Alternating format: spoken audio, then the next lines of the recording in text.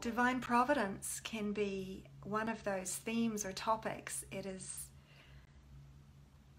such a deep, full theme and process. It's really an awakening process to come into the full awareness of Divine Providence.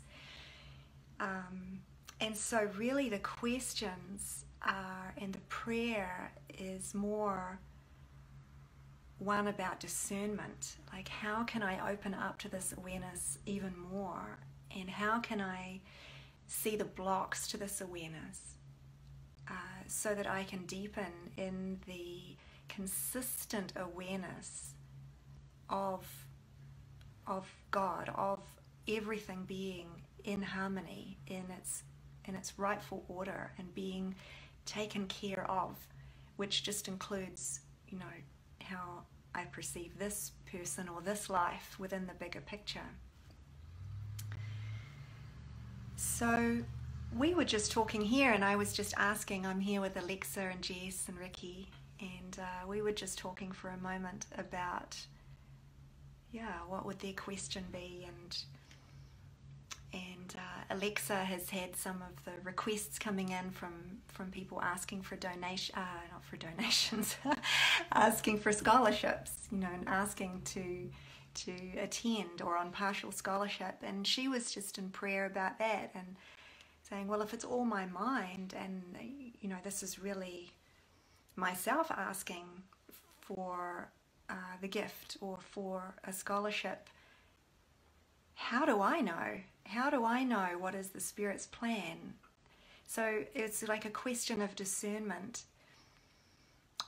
When does it truly support awakening? When is it to be given immediately upon request? And how would I know if that really supports someone? You know, because a lot of this whole direction and opening into Divine Providence is we have to give ourselves over to the Holy Spirit's purpose, to being in full alignment with Divine Providence, with this principle. And how we do that is to start giving our life to it, everything in our life over to it, our prayer, our thoughts, our desires, and then the use of our time, the use of our body, the use of all the resources that we have available to us. The more we give them over to serving the whole, the more we're in alignment with the whole, serving the whole, rather than a personal self, serving personal needs and trying to use minimal, limited ideas and resources to get, you know, which just keeps perpetuating this experience of lack, or this belief in lack in our mind. So it was a great question, and she was saying, just the more she thinks about this retreat, it's like that's the core question: discernment. How can I learn the deeper discernment of how to serve? And when is it my personal needs, and when I believe it's what I think I need versus the Holy Spirit providing for me. So and David did a reading today from the course on the section The Attainment of the Real World, from chapter 13, and that section has got it all, and it's a beautiful, prayerful reading. So I encourage everyone to listen to that. Just put your headset on when you have a quiet moment and really absorb the depth of the content of that section of the course. And it's just one that really goes into it all. I was just even going through with a highlighter as I read through, as I was listening to David. And it's got some of my favorite lines in it, actually. One that you will travel light and journey lightly. I love that line. I'm always into downsizing and wanting to just have as little baggage as possible and on every level. Because when you just want to be freed up to be a miracle worker, to just be light and shine the light and be able to go wherever He would have us go. And so this is a beautiful line from the Course that resonates with me so deeply. And in there he talks about, you will first dream of peace and then awaken to it. You first exchange what you made for what you want. Your first exchange of what you made for what you want is the exchange of nightmares for the happy dreams of love. And it's just going all the way from this initial first exchange of realizing, that what you've made is not your joy, to exchanging with the Holy Spirit so that you can come into this experience of a happy dream. But he doesn't stop there. He's just going deeper and deeper into the fact, and here another line, everything the ego tells you that you need will hurt you. That's pretty profound. Everything the ego tells you that you need will hurt you. For although the ego urges you again and again to get, it leaves you nothing. For what you get, it will demand of you. So, and in this section is where there's also this famous line in my circles, in our circles, famous line, ownership is a dangerous concept if left to you. So, and this is the reason why. He follows it up in the next paragraph and tells you why. Because the ego uses ownership as it's part of a getting mechanism to get you tied in. And everyone who's found themselves in debt has experienced that. You're going for what you believe you need, and the next thing, you owe it. You own it and you owe it. And now you're bound to it. And now you owe the world, and you've got to try to get yourself out of this entanglement. And it's obvious with something like money. You can see it. It's quite a graphic outpicturing of this principle. But what we're learning in our mind is to apply this principle constantly, and to have our belief unwound from this getting, this belief in lack that's then needing and wanting something from the world for its life to be sustained, to be happy. And so this is some of the deeper principles that we'll be going into this weekend. Oh, it's so great to see so many friends online. See your names pop up and it just really fills me with happiness. Seth, Susan, Jeff, Juan. Oh, it's just a joy. Yeah, and then I can't help it. I just have to go through this section because it's just so great. The very next paragraph, only the Holy Spirit knows what you need. Oh, doesn't that just make you feel like you could relax and surrender? Only the Holy Spirit knows what you need. For He will give you all things that do not block the way to the light. And what else could you need? And this is where this beautiful care comes in, because one of the questions that Jess had was, I want to know about ownership. Why is ownership a bad thing? was part of her question. And and so this is it in here. Because ownership itself, it's a concept. In heaven, what is there to own? When it's just pure love, what owns what? It's pure love. There is not one aspect of a self owning something else. And so it's obviously part of this dream world. It's part of the ego's world to even have ownership. And yet, it's only when it's left to you. We can give over these concepts, and we can give over what we believe we have to the Holy Spirit, so the Holy Spirit can use everything to help unwind our mind from our belief in it, of what it is to us. Because in here, Jesus says, in time He gives you all the things that you need, all the things that you need have, and he will renew them as long as you have need of them. Isn't that beautiful? So it's really not about sacrifice. It's not that you have to give up what you think you need. In fact, if you try to take that approach to awakening, you're just reinforcing this belief in sacrifice. And it doesn't unwind your mind. And so we have to give charge of this unwinding over to the Holy Spirit, because he knows how deep this goes. And here it says he gives you all the things that you need have.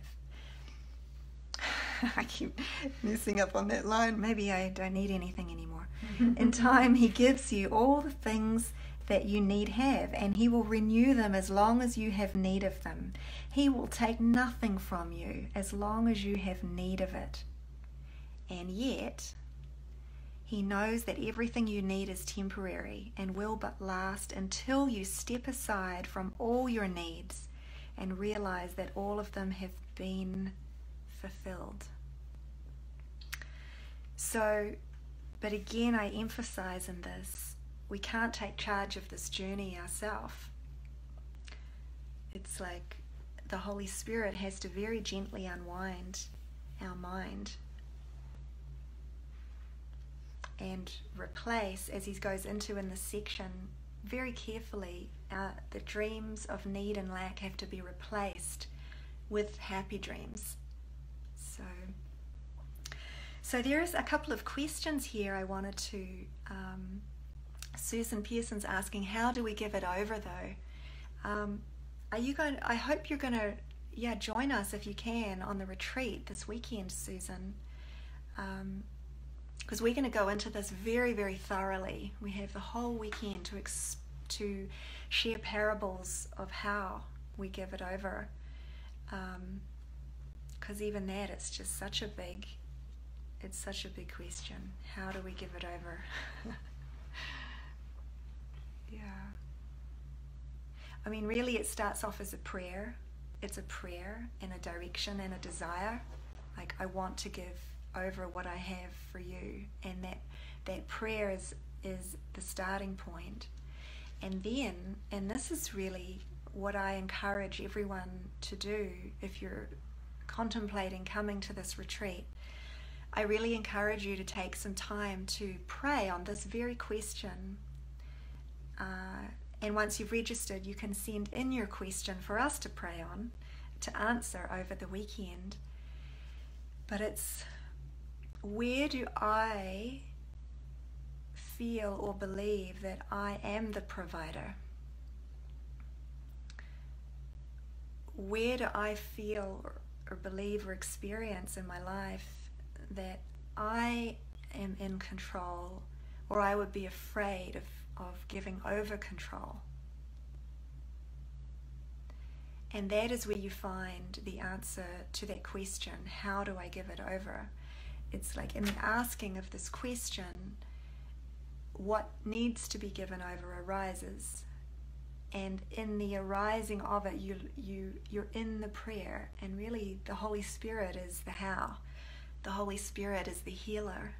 And as you bring the illusions to the truth, you bring the darkness, the doubt, the ownership, whatever is causing you strain or pain, you bring that up with the prayer for help, and that is bringing it to the light. So, yeah, I really encourage everyone to really contemplate this question, because there are probably some areas where you really feel that you can give over responsibility to the Holy Spirit, or where it's easier to. And then there are some other areas where you just haven't even considered it.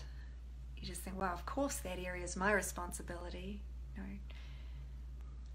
And so it's like even just extending or expanding your invitation to the Holy Spirit into ever more areas of your mind and your life.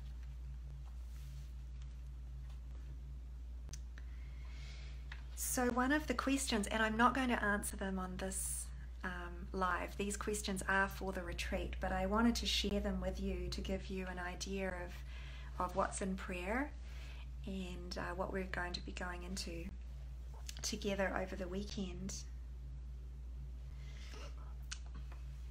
Here's a question. Is giving up money in form needed to bring about the change of mind needed to rest in Divine Providence? I realize that the Course would say the only thing needed is the change of mind. But in practice, I'm not sure how the change of mind occurs without actually giving up what you thought kept you safe before, so that you can see you are safe without it. That's a really good question, because there's quite a lot of confusion around the form versus truly being in the flow of this divine principle of really learning and knowing Divine Providence. And I've even had friends who've said, well, I used to own a house, but I don't own a house anymore, so now I'm in Divine Providence. If only it were that simple. Though then renting a house, and as if one is not Divine Providence and one is Divine Providence. And another friend, he had money from a house sale, and he put the money in his wife's bank account under her name, and then said, well, I'm now living in Divine Providence because I don't have the money in my bank account. So again, it's almost like doing something swiftly in form, but it's just so much deeper than that. The prayer and the willingness is there, which is beautiful, but yeah, the opening to truly knowing this state of mind that is just purely empty and completely reliant on the Father and on God in every moment for everything. Like, what word are you going to speak next out of my mouth?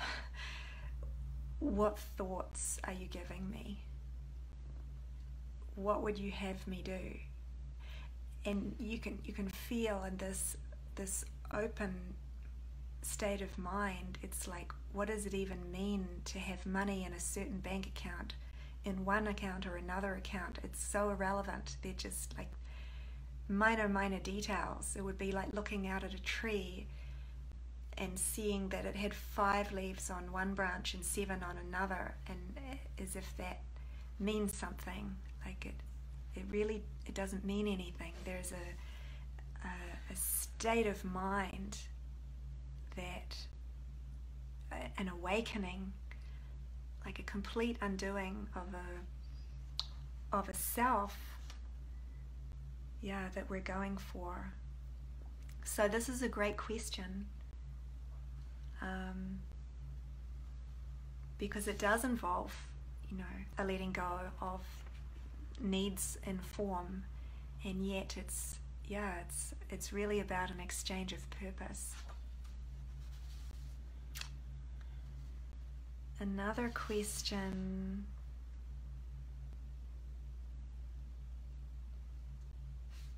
Let's see. Can we talk about trust?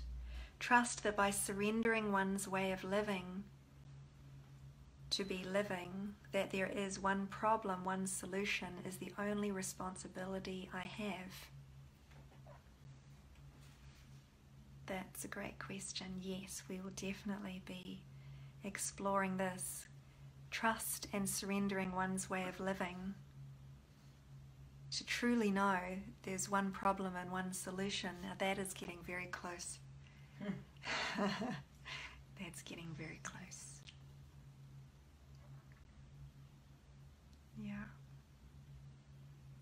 Another friend has written in, she said, it feels like I have to let go of taking care of myself and let Spirit take care of everything, which comes with the decision, seek the kingdom first. To follow whatever feels inspired feels really good, and in taking those steps I do feel like I'm being carried along, but, here's the but, whenever I move in that direction, future thoughts about how will I be provided, food, clothes and shelter, and feelings of unworthiness come up, and it feels like those are the only blocks to really experience divine providence right now. When I go into prayer and those thoughts disappear, I immediately feel calm and trust. The unworthiness is about me doubting if the miracles apply to me as well. It feels stupid to write that, because it is crazy thinking that I will be the only exception to these miracles. But to be honest, those thoughts and feelings do come up. Can anyone relate to that? So to summarize, could you talk about the relationship between feeling unworthy and having trust, miracles, and divine providence? To me, they seem so correlated, I can't even dissociate one of those from each other. Like trust, miracles, and divine providence, kind of putting them together. So yeah, that's a beautiful, beautiful question. And this question is really leading, I think, more into the parables of what it's been like for myself and David and some other elders, I want to say, but other facilitators on this retreat will be sharing some of their, some of these real life experiences that really answer this question. Because as we all know on this journey, and Jesus lays it out, he says, you know, trust will come and go and come to go again. And so it really is a journey of continuing to have faith and keep, really redirecting our mind to the guidance.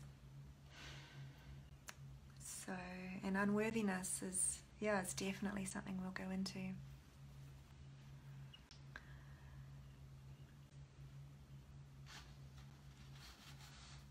Because, there's some real keys with unworthiness. And there's a very practical element, actually, that we'll definitely go into with that around guidance and unworthiness. And, the key to undoing unworthiness is right there in the Holy Spirit's plan.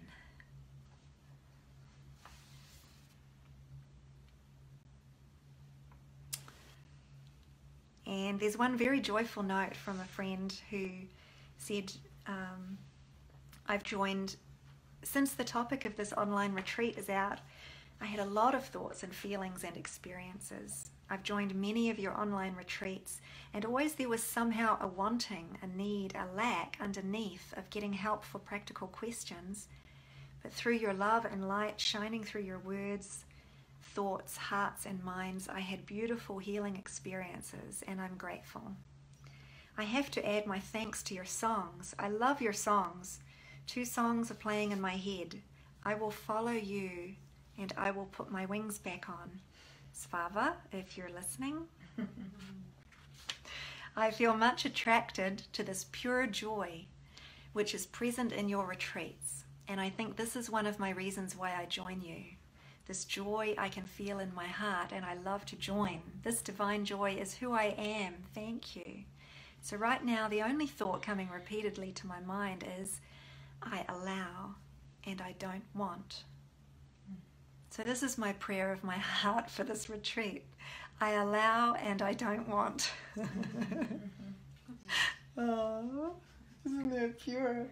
That's so beautiful.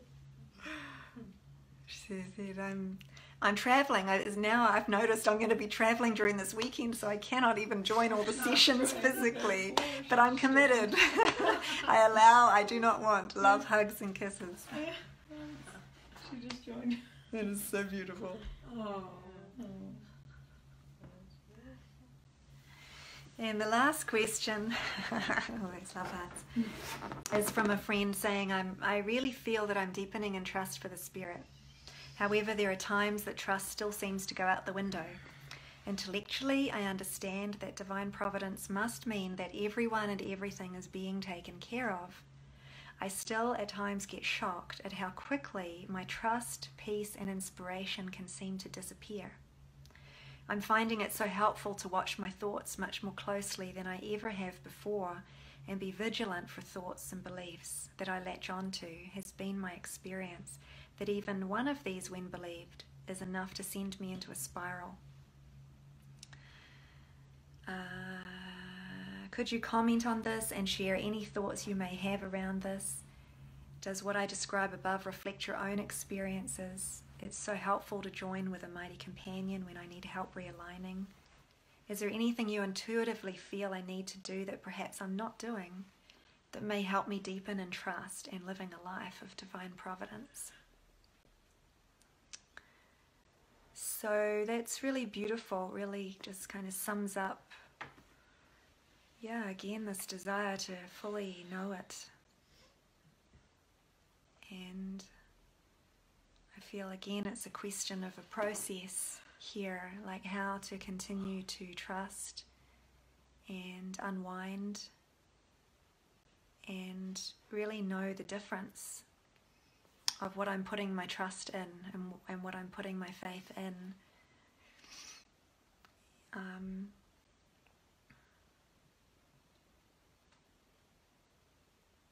And how to really stay with that alignment.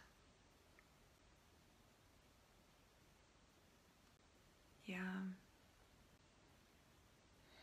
It's hard not to answer the question and go into it right now. So I just want to, just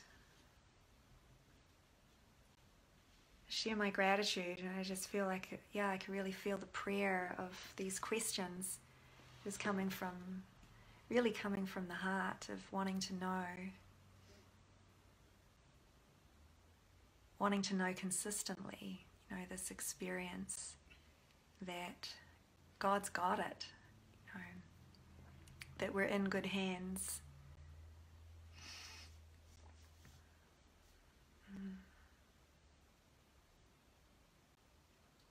And I feel there's just going to be so many experiences shared as well for this retreat this weekend, from these beginning principles of opening up and what it means to open up, because as we know with the Course, it's a bottom-up approach with the Course, and it really is a path of unlearning of the self, the small self, the self-concept, and when we're in really believing ourselves to be a human being in this world, then we are believing that we are taking care of ourselves and providing for ourselves and working to earn a living, and that's what so many are dealing with, and so there's a prayer in everyone's hearts to really open up to this divine principle, to really know the difference, to really know that the step that you can take next can continue to open up your awareness into the Holy Spirit being behind it all, being the provider behind it all. So that was just one other question that was raised, like even with something with a job, because it could be that if it's the guidance for a particular job, that could be that divine providence is coming through that avenue. That is how you are being shown you're being taken care of. So not to judge against the job, that if it's being presented as the next step by the Spirit, and then it becomes a backdrop for shining your light and being a miracle worker, versus being in a job where it's just simply the playing out of this belief that I am the provider and I'm working to earn money to provide for myself, and feeling locked into a situation where there is no light and no love and no miracle working and no joy and no deepening into the awareness of divine providence. And so it's just another kind of practical example of really wanting to bring the practicality of this, into the prayer and into the discussion, because everyone has a next step to deepen into identification with Spirit. Everyone, no matter where you are and what your life looks like, the Holy Spirit is always right there saying, and I want to take you to the next step. Not to the end, to the next step, the next step, the next step, as we're being unwound from a thought system, and the limiting thought system is being exchanged, for a more expansive awareness of self. And then, I just have some incredible parables to share that are, they just don't even seem real. They seem like a Hollywood movie, when I think of the experiences that I've had of Jesus rearranging time and space for me as a miracle worker. They're it was like something out of The Matrix, something out of The Truman Show, something out of, all these amazing sci-fi movies, just having these incredible mystical experiences where the world literally shifts and changes, which is just like the next step in this evolution of realizing when I give my life over to serve the Holy Spirit, then literally the universe is a universe of thought. The world is not solid form. It literally is here as a reflection of this purpose I'm giving it. So, wow, I thought this was going to be a short